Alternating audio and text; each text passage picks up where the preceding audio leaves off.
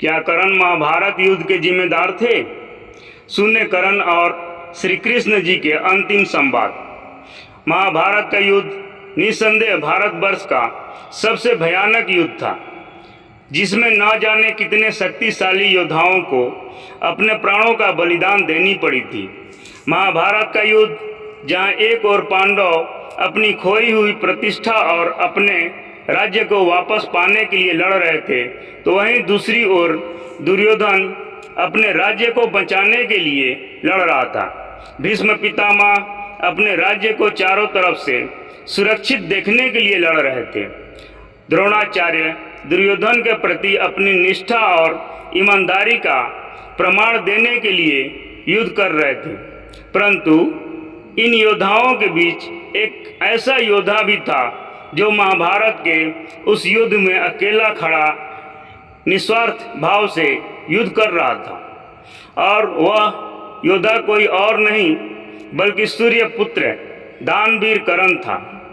महाभारत युद्ध का 17वां दिन जब अर्जुन और कर्ण के बीच भयंकर युद्ध चल रहा था, तभी अचानक कर्ण के रथ का पहिया भूमि में धंस जाता है। यह देखकर कर्ण अर्जुन से कहता है, हे अर्जुन, मेरे रथ का पहिया भूमि में धंस गया है, मैं उसे निकालने के लिए नीचे उतर रहा हूँ, इसलिए अपने बाणों को रोको। यह कहकर कर्ण भूमि में धंसे पहिए को निकालने का प्रयास करने लगता है।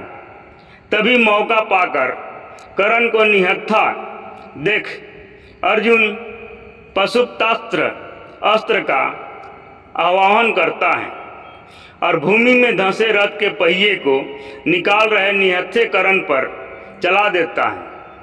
अर्जुन का वह अस्त्र कर्ण की गर्दन के आर पार हो जाता है। अर्जुन के बाण लगने से कर्ण जब मृत्यु के समीप था, तब वह असहनीय पीड़ा से गुजर रहा था। उस समय कर्ण के मन में हजारों सवाल थे, जिसका जवाब वह कृष्ण से चाहता था। इसलिए कर्ण ने कृष्ण को अपने पास आने का निवेदन किया। भगवान श्री कृष्ण कर्ण के निवेदन पर उसके पास गए। कर्ण ने श्री कृष्ण को अपने समीप देखकर एक ऐसा प्रश्न किया जिसको सुनकर आपके हृदय पीड़ा से व्याकुल हो उठेगा। हे वासुदेव, आज मेरा अर्जुन के साथ निर्णायक युद्ध था। आज जिस विद्या की मुझे सर्वाधिक जरूरत थी, उसी समय मुझे उस विद्या का विस्मरण हो गया। इस विद्या को प्राप्त करने में मैंने अथक परिश्रम किया था। ऐसा मेरे साथ क्यों हुआ वासुदेव? ऐसा मेरे साथ क्यों हुआ? भगवान श्री कृष्ण ने कहा, मित्र, विद्या प्राप्त करने का प्रयत्न आपने क्यों किया था? क्या आपके हृदय में विद्या प्राप्त करने का विद्या प्राप्त करके समाज को लाभ देने की इच्छा थी, या केवल आपने अपने अपमान का प्रतिशोध लेने हेतु विद्या प्राप्त की थी? हे मित्र, जब ज्ञान को मनुष्य से प्रतिशोध लेने का साधन बना लेता है, तब ज्ञान ग्रहण करते समय उसका मन अस्थिर नहीं हो पाता। ज्ञान उसकी आत्मा का गुण नहीं बन पाता। परंतु जो व्यक्ति ज्ञान का मोल जानकर ज्ञान प्राप्त करता है, वह उत्तम बन जाता है। परंतु आपने विद्या प्राप्ति के समय भी कहीं दूर बैठे अर्जुन के साथ युद्ध करने या उससे श्रेष्ठ बनने की प्रतिस्पर्धा में लगे रहे। मित्र, ज्ञान प्राप्ति का आपका आशय ही अनुचित था, तो इस विद्या का विस्मरण आपको कैसे नहीं होता? यह सुनकर कर्ण ने कहा, मैं कैसे नहीं करता प्रतिस्पर्धा वासुदेव। इस समाज ने निरंतर ही मेरा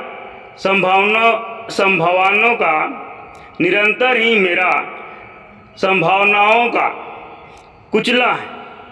इस समाज ने कभी मेरी शक्तियों को सम्मान नहीं दिया।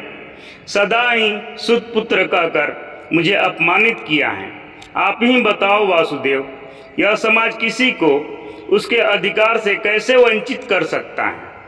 इस पर श्री कृष्ण ने कहा, हाँ मित्र, निश्चित ही यह एक घोर अपराध है।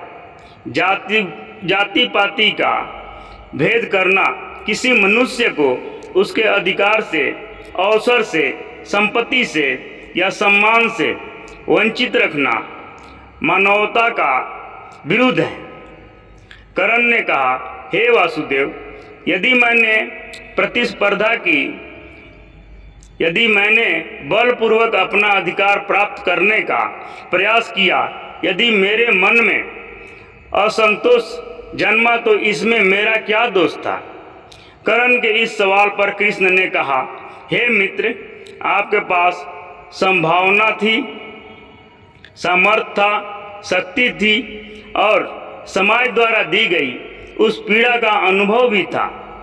अगर आप अपना जीवन अन्य शोषित और पीड़ित लोगों को समर्पित कर देते तो ना जाने कितने जीवन सुख से भर जाते, परंतु आपने अपना जीवन दुर्योधन को समर्पित किया, उस दुष्ट दुर्योधन को जिसके पक्ष में केवल अधर्म ही था। हे मित्र, देखिए, आपने दुष्ट दुर्योधन जैसे अधर्मी के पक्ष में खड़े रहे। आप द्रौपदी के वस्त्र हरण जैसे पाप के भागीदार बने। आपने अपने ही भाइयों के दो पुत्रों की हत्या की और आज आप अपने ही अनुज के हाथों मरने के लिए बेबस खड़े हैं। तब दानवीर कर्ण ने कहा, आप सत्य कह रहे हैं वासुदेव, किंतु मैं दुर्योधन के उपकारों का विस्मरण नहीं कर सकता। कृष्ण ने कहा, कौन सा उपकार अंगराज? क्या दुर्योधन ने आपसे मित्रता के बाद हस्तिनापुर के सूतों और समाज के कुचले मनुष्यों को विद्या का अधिकार दिया? नहीं ना राधे, उसने अपने स्वार्थ के लिए आपसे मित्रता की थी। आपके हृदय में अर्जुन के प्रति जो प्रतिशोध थी, इसके कारण ही दुर्योधन ने आपसे मित्रता की थी, ताकि अर्जुन को आप टक्कर दोगे, और वही हुआ। भगवान श्री कृष्ण ने क्रोध भरे स्वर में आगे कहा, हे मित्र, एक सत्य जान लीजिए, कुरुक्षेत्र में आज जो विध्वंस हो रहा है उसका कारण ना तो दुर्योधन है और ना ही शकुनी। यह पाप तीन योद्धाओं पर है, गंगा पुत्र भीष्म गुरु द्रोणाचार्य और आप अंगराज।